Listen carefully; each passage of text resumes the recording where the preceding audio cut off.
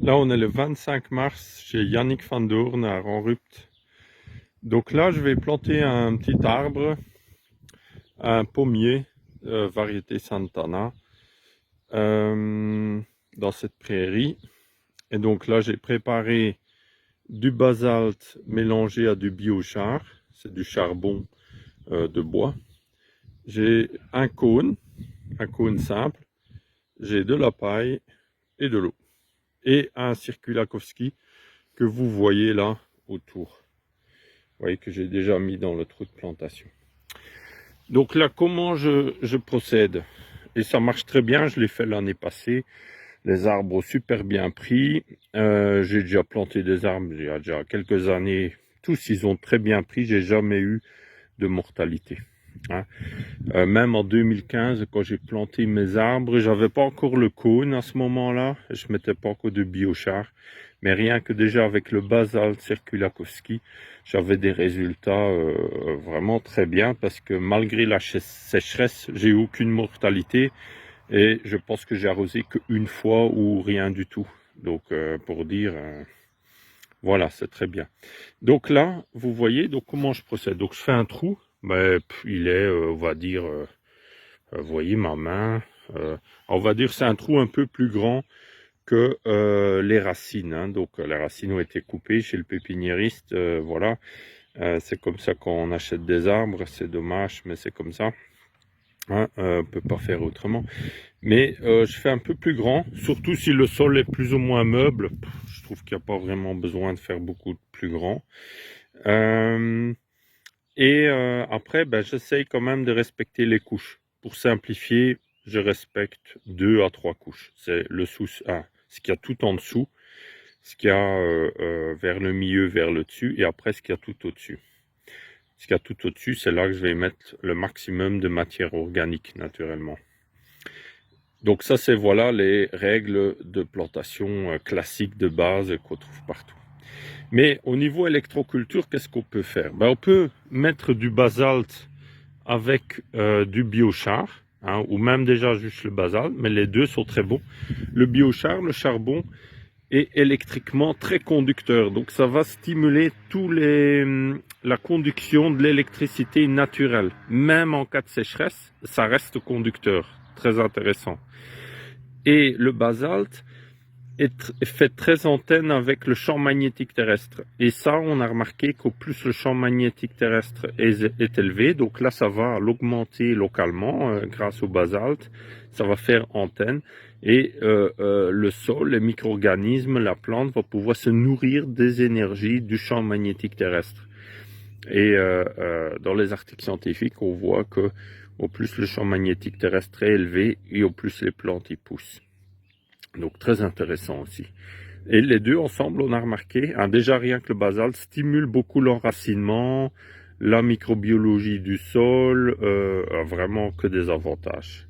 Donc là, comme j'en ai à profusion, on va dire, j'ai investi ce qu'il faut. Hein. Moi, je mets carrément plusieurs kilos. Mais déjà, avec 1 kilo, vous pouvez déjà avoir de beaux résultats, je dirais. Mais moi, j'en mets, je mets bien 3, 4, 5 kilos par arbre. Je me dis, c'est pas c'est que gagner. Et je mélange un peu à la terre. Mais pour faire simple, parfois, je fais juste des couches. Vous voyez, je mets un peu de terre, je mets un peu comme ça, je saupoudre, je remets. Tout dépend combien de temps j'ai et tout. Mais voilà, j'en mets un peu partout. Après, je mets un circuit. Donc, j'ai mis un cône. Ah oui, ça aussi. J'ai mis un cône qui est un cône en ciment basalte.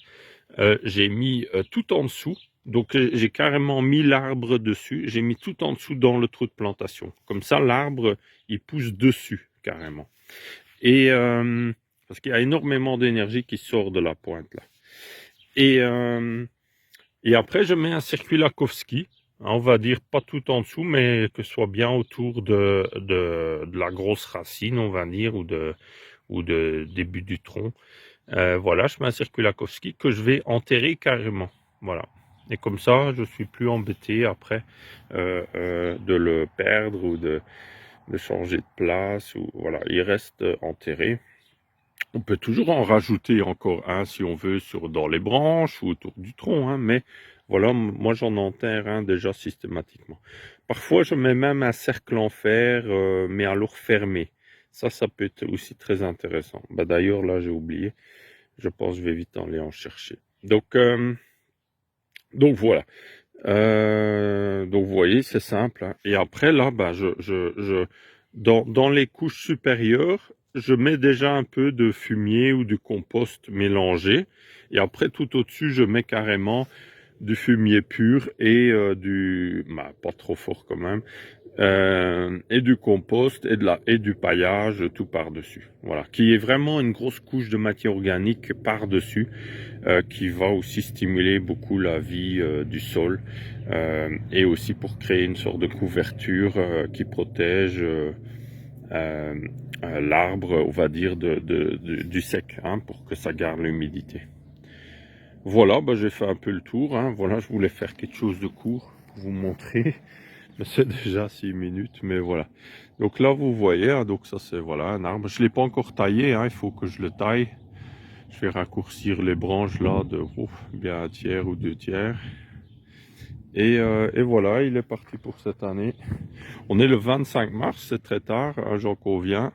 Mais mieux vaut tard que jamais. C'est jamais trop tard pour planter des arbres, hein. Voilà, voilà. Pour nourrir la famille et l'humanité, les amis, etc. Et les oiseaux et la nature.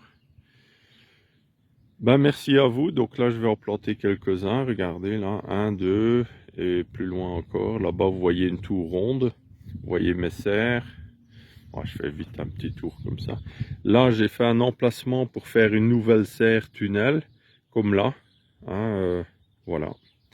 Ça, c'est en cours. Et voilà, très bonne journée à vous. Merci, aux prochaines vidéos.